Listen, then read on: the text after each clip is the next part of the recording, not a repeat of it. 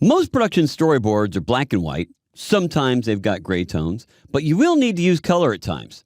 So to find the color palette in Storyboard Pro, click on the Tool Properties tab over on the right-hand side in our panel view area, and you'll see down below the whole color palette selection. If you don't see it, click on your Windows drop-down menu and select Color. You select a color that you want to work with by simply clicking on it inside under your swatches. However, as you'll notice, there are not a whole lot of sample colors. You've got all your gray tones, but there's only 3 colors in there.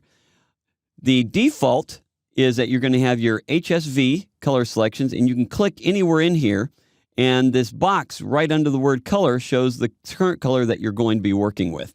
You can add colors very simply by just grabbing, let's say I want to do, that looks like a nice purple.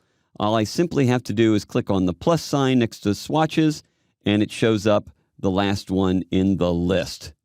If you prefer working with RGB sliders, that's very simple.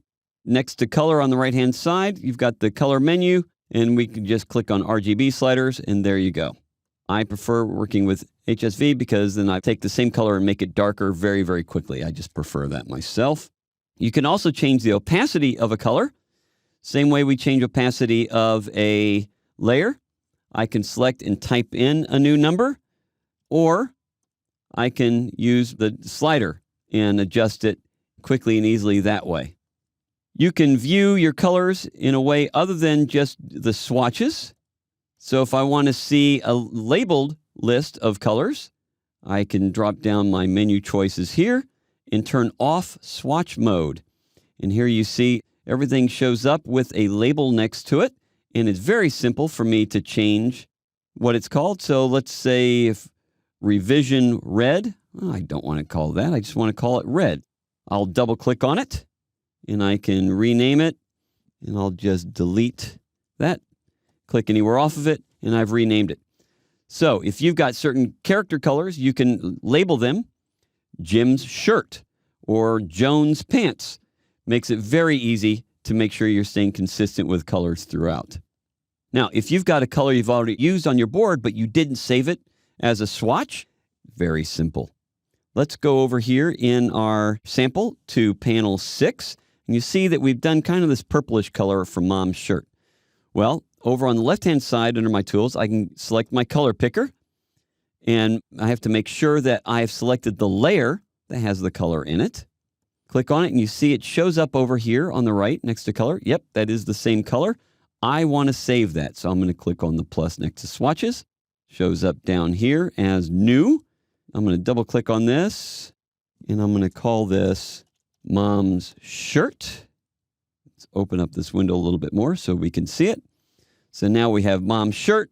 So I can go back onto an earlier panel, and I can color in Mom's shirt. And notice it's going to be behind the lines because I'm doing on a layer underneath my line. In fact, let me turn on my auto light table so I can always tell, so I can just quickly run through here and just drop in some color on as many of these panels as I want. And it doesn't matter if I go and I grab another color because now I have Mom's shirt saved. There's also a special selection tool for selecting colors.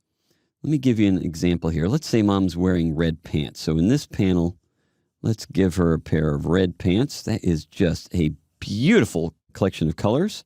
Turn off the auto light table just so we can see what the artwork looks like better. If I just want to select everything that has that Mom's shirt color in it, I can go up here to my selection tool, click and hold, and the second option down is select by color. So I can now just click on any color that's in there, and it'll select everything in that layer that is that color. In fact, let's give you an example. Let's also have Mom's, let's give her red lips.